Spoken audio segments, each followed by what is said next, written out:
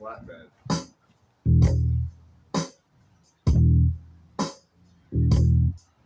Yeah, it's a flatbed. So Hello, this is your friendly bass teacher, JP. Middle board. Just wanted to go over a few things over here with you guys. So we're going to go into the trochee, right? And the trochee is basically an accent syllable followed by an unaccented syllable. All right? So it sounds like Tum Ta. It sounds like Tum Ta. And then we come to the dactyl, which is basically a stressed syllable followed by two unstressed syllables. All right, so let's go through this. Nice to meet you. There's one over Nice to meet you. So we're starting off with the trochee. Can't say it any other way. Alright, brother, I'll talk to you. Nice to meet you. He's gonna live long and prosper. I have to keep listening. Nice to meet you. Live long and prosper. Nice to meet you. Live long and prosper. Nice to meet you. Live long and prosper. So you can see how I'm incorporating this time, instead of looking at the notes, we're just looking at the phrases themselves. Phrases being the trochee, nice to meet you, right? With the dactyl, which is live long and prosper, right?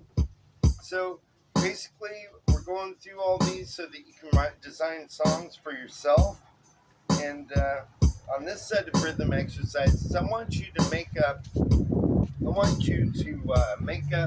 a time when you felt really emotional, okay?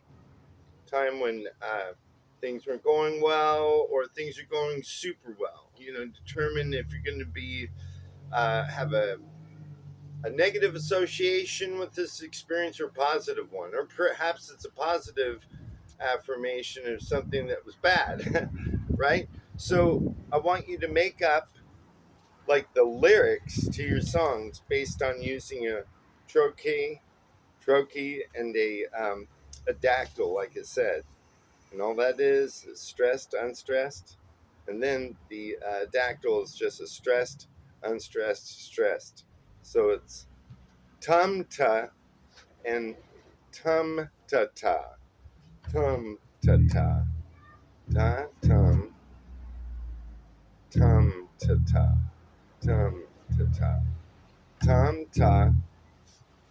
Tum Ta. You might even introduce some rest, like I'm doing in there. And so I'm putting in two beats substituted with two rests, right? I'm introducing rest in those parts. Nice to meet you. You see how easy this is, right? That's all you're doing. Nice to meet you. Where do you think you're going? Where do you think you're going? Where do you think you're going? Where do you think you're going? Right?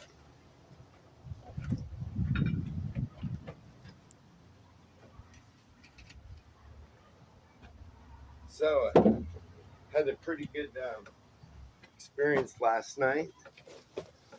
Just wanted to talk to you about thinking of each of these exercises, like the last one that I did, which is a spawn D, right? That's the last lesson. And then this lesson, we focus on two different elements, which is it was the I am, but with the spondy in front of it, right? So a spondy was basically a spondy is two accented syllables followed together, and then the I am is the unaccented syllable followed by an accented syllable. So in today's lesson, I'm going over a trochee followed by a dactyl, which introduces one other note in it. And as you can see, your your bass lines can actually be enslaved to the lyrics too. Like I wasn't even counting, I'm just every time I find an accent, I'm gonna play the bass, right? The bass guitar note, a 16th note or two. So I want you guys just to get used to this. Things are moving right along, and get used to the trochee, and get used to joining that with the dactyl. Okay, and so I hope you guys are having a wonderful day out there. It's performance last night was getting better and better. So the more I practice, the more I hit that high E. It's good for me, you know. And didn't have any blank spots with the lyrics this time, so the bass went off really well, and the whole performance is pretty good. And I hope you guys are doing well too. I don't want to take up too much of your time, but I wanted to quickly explain again. I want you to do 30 minutes a day, just practicing whatever rhythm exercises you came up with. And then I want you to spend a few minutes a day just free writing and coming up with some examples of the, the meters, the poetic meters. And then you can enslave everything to that if you wanted to with the rhythm exercises, and that's perfectly acceptable too. And then later on, after we go through this, we are going into the arpeggios. I mean, they're like arpeggios, a chromatic scale. So, chromatic scale just means that we're going to go into every single note. And we're going to get into that pretty soon and just have one other exercise to share with you on the rhythm exercises, okay? I want you guys to think in at least 4 measures at a time. As you know, measures. Um, Although it's helpful to explain the rhythmic process in one measure, it's not helpful to get the whole mood, the whole ambience with just one measure. You're going to have to go through at least 4 measures at a time.